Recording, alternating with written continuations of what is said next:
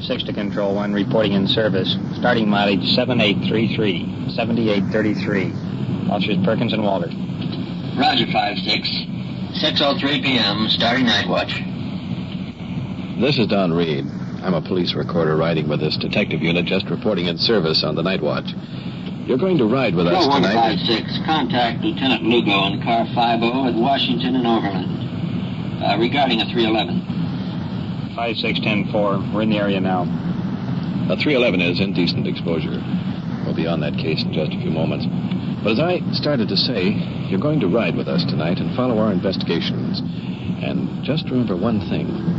The people you hear are not actors. This is it. This is real. This is what happens on the night watch.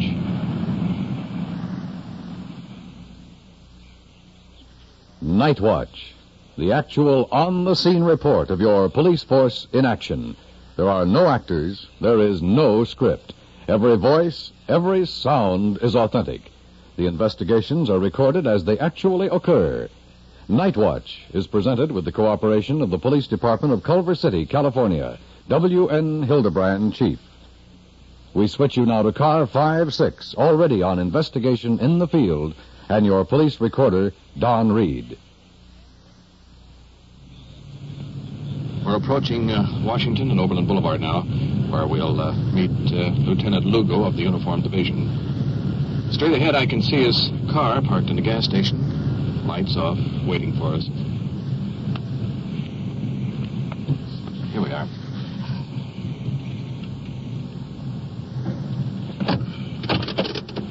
Now, let's get over there and see what's up.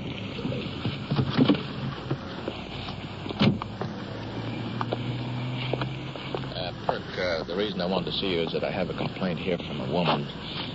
This particular man exposed himself to her, and I have the license number here. I've run the DMV on it, and this is the name and address of the person. I'm sure she can identify him, and I wonder if you and Walter will follow this thing up and go pick the man up.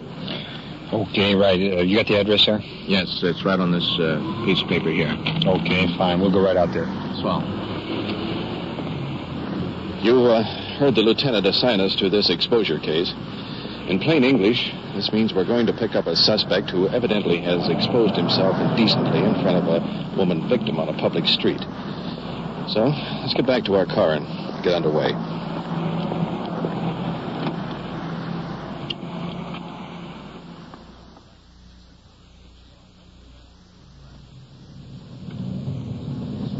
We've been driving for better than an hour. And as the suspect in this case lives in another city some 30 miles away. A moment ago, we stopped at a local police station and picked up another one of their officers to go in with us. This is customary courtesy when you're working out of your district. It's just a matter of blocks now, but before we do, I want to lean over the front seat here for just a moment. Sergeant, I noticed that when the lieutenant assigned us to this case, he seemed a little more concerned than usual. Any particular reason? Well, yes, Don. I think what he had in mind was that in this type of a case where you've got a man exposing himself to either women or children, you've got a man that is usually mentally ill. Mm-hmm. And this coupled with the fact that many serious crimes, including even murder, will start with this kind of a background. Mm-hmm. Now, it doesn't have to be premeditated, but quite often the victim will scream or will fight. And as a result, the suspect, in his panic, he may injure the victim or do her great bodily harm. And even in some cases, as I said, the results will be homicide. Oh, I see. Well, that's why Lieutenant Lugo is so anxious that we pick up this person. That's it. Let's see, this should be about the house along here. Wait a minute, that looks like the car out there. Yeah, this is it here. This is it. Okay.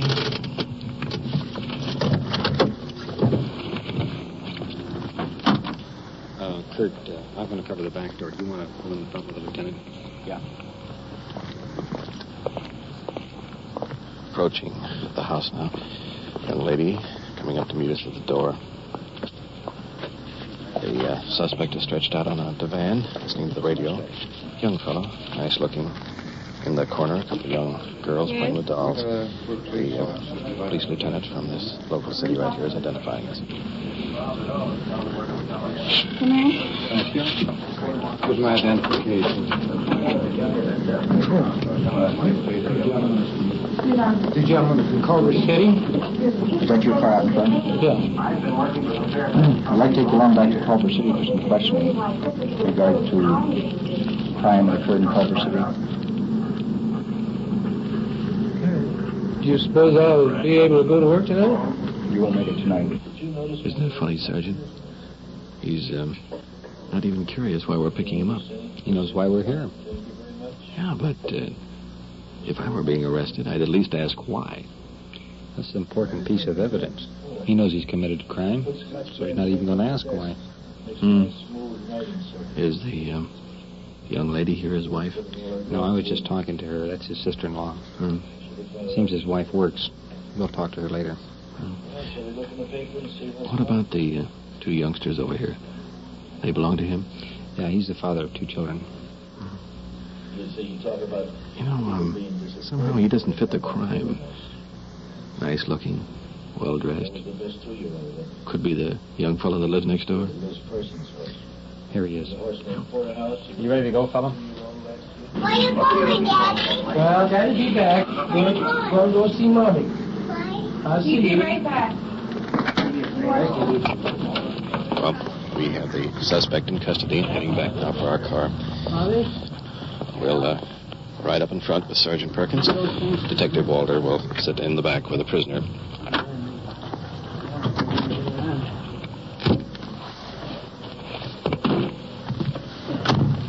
Appreciate very much for your cooperation, your department's cooperation. I'll give you guys a ring on that deal. I'm very glad to have met you, sir. My pleasure. Thank you, Lieutenant. If we can help you anytime, let us know. Okay. Good night, sir. Good night. You in Culver City the last couple of days? My wife works over there to pick her up. What time do you pick your wife up? Well, You pick up. no, I don't. You have no idea at all? Why don't you think a little bit about what's happened and start giving us the truth? You know why we're down here just as well as we do. We wouldn't come down and pick you out of 3 million people in the county of Los Angeles if we didn't know what we were doing. Yeah. You know that. So why don't you tell us? Well, I can well imagine. There's only one thing that I can possibly imagine what it would be, and I can't imagine it could be that. What is it that you imagine? Well, why don't you tell me, and then if you're right, I'll tell you. Well, you know why we're down here. Why don't you tell us? We've heard this story before from others, too. Well, I haven't committed any crime that I know of.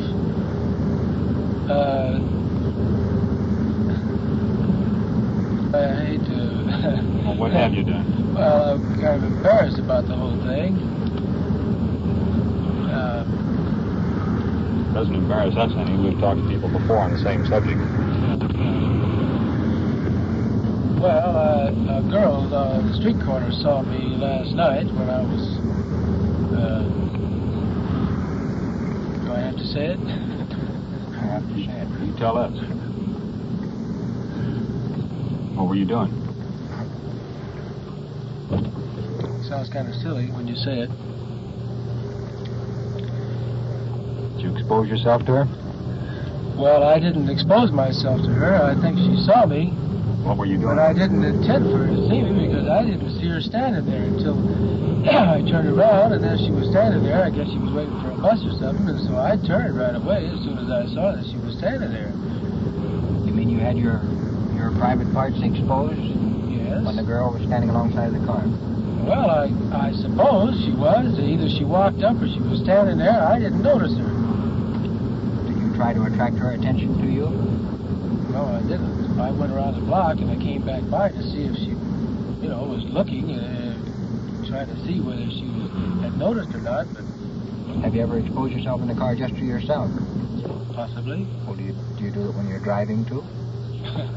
I suppose maybe I have at one time or another, but I mean, Do you feel this urge to just stop and park all by yourself?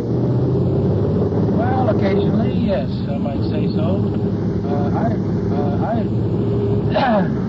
kind of have my own views about that. And I feel I want relief. Well, that's the easiest way I know to get it.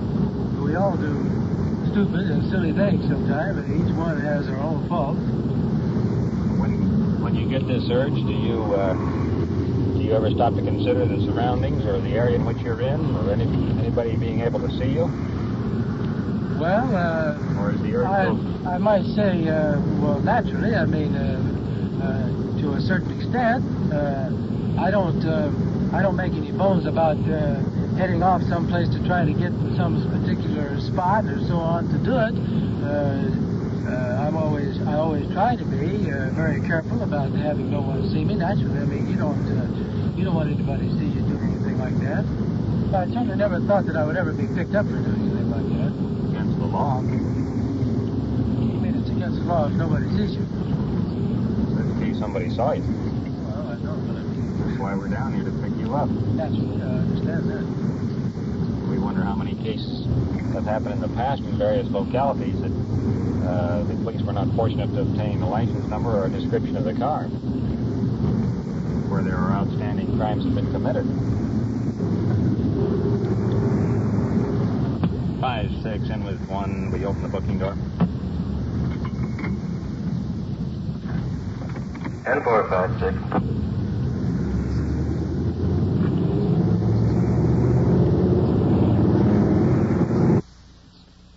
You are listening to Nightwatch and following the activities of a detective unit on their tour of duty. The people you hear are not actors, and every voice and every sound is real. The investigations are recorded as they actually occur. We will give you the final results of tonight's case at the conclusion of The Nightwatch. And now we switch you back to police headquarters and police recorder Don Reed. We've been here at headquarters for over an hour. The prisoner has been booked and placed in his cell. The suspect's wife has been called to the station, and Sergeant Perkins and Detective Walter are in the office now discussing the case with her. Let's go on in. She's sitting at the desk, small in stature, early 20s, modestly dressed, attractive, sort of a bewildered expression on her face. He does park the car, and then he goes with these fellows that he shares a ride with. What area is it? Occur? What? Where did this occur? Here in Culver City. I mean, he's not even in this vicinity. Doesn't he ever come up in this area? Well, no. He doesn't? I mean, unless he comes after me. I see. And then I'm never at work that late. Uh-huh. This is what time the reason we're late tonight is because I was trying to get information on him tonight. Mm-hmm. And what time did he pick you up last night about? It was about 6:30. Did you notice anything unusual about him last night? No.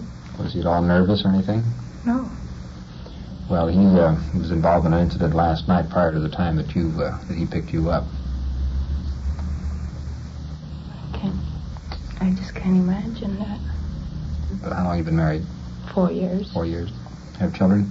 Yes, I have 2, and I'm expecting another one. May I ask you a personal question? Certainly. How do you and your husband get along? Perfect.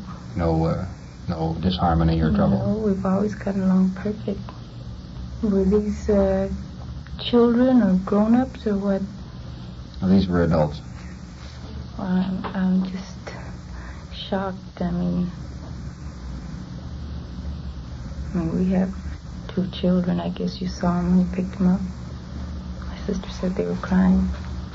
But, I mean, I haven't noticed anything different about him. I mean, he's always the same. He's very attentive to the children and myself.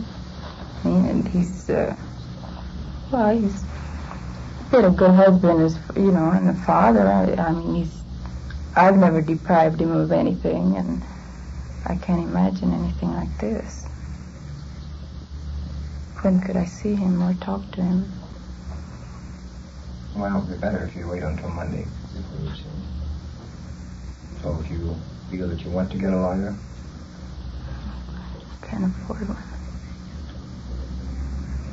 Well, I don't think you absolutely need one until we finish the investigation, and then you can see where you stand. Mm-hmm. And if you feel that you need a lawyer, can hire yourself. Or, if necessary, you can continue to serve as a public defender. So he'll be held here? He'll be held here. If you want to contact the department Monday, we'll have more information regarding it. Okay, you'll come along with me then. Good night. Yeah, thank you.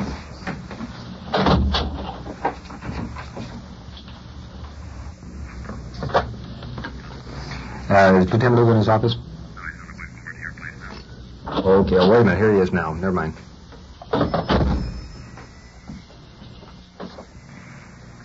Lieutenant Walter and I have been talking to this fellow, and he admits the accusations of the case.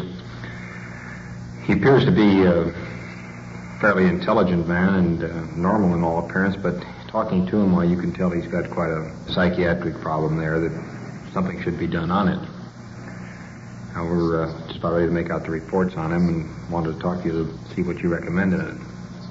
Well, Perk, you've checked into his background, and if he has a problem, I would suggest that you mention that in your reports and to the district attorney, and possibly it may lead to giving him some help in his particular case. Well, he is perfectly willing to get the help. He wants the help. He has no prior criminal record, but talking to him and his background, you can see he has this problem that has existed for some time. Excuse me, Lieutenant, while you're making out these reports, I'd like to go over for a moment and talk for the prisoner about some of the points you've discussed here just now. Sorry with you. Surely, go right ahead. Fine, thanks. One thing on the report before I get out.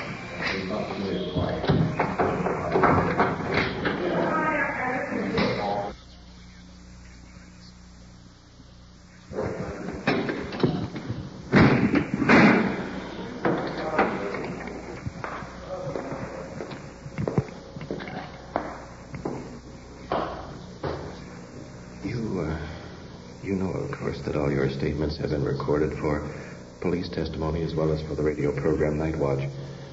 And I'd like to have your permission to use this entire case for broadcast purposes, if that's all right with you.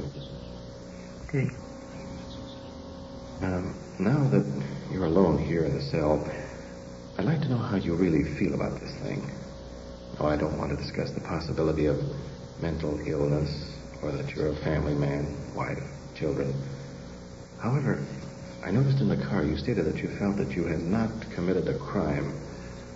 I think now that you realize that you have. But somewhere, possibly, there are other people suffering from this same compulsion. So if you had a chance to speak of your experience, what would you say to them? What would you tell them? All I have to say is that if there's anyone, if this happens to strike anyone that might be listening to it, just if you can take anybody's word for it, take mine. That it isn't any of it worth it. It just isn't worthwhile. No matter what the crime may be today in that line, and no matter what satisfaction a person might get out of it, it certainly isn't worth an ounce of what you have to go through if you ever get caught. Now, I want to say this much, that I've been treated pretty nice by all the officers since I've been here. But boy, when they come into your house and you wait and go to work, they tell you, come on, let's go. Don't even take a belt with you because they'll take it away.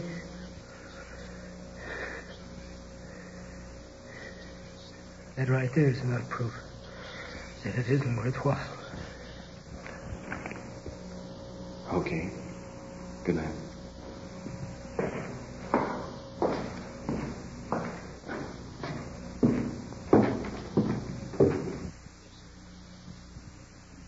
You have been listening to Actual Investigations as recorded from Detective Unit 5-6 on The Night Watch.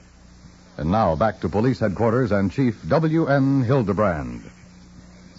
Tonight's case involving the indecent exposure brings to mind that these suspects remain at large for long periods because the victims either feel embarrassment and fail to report the incident, or provide the police with little or no description.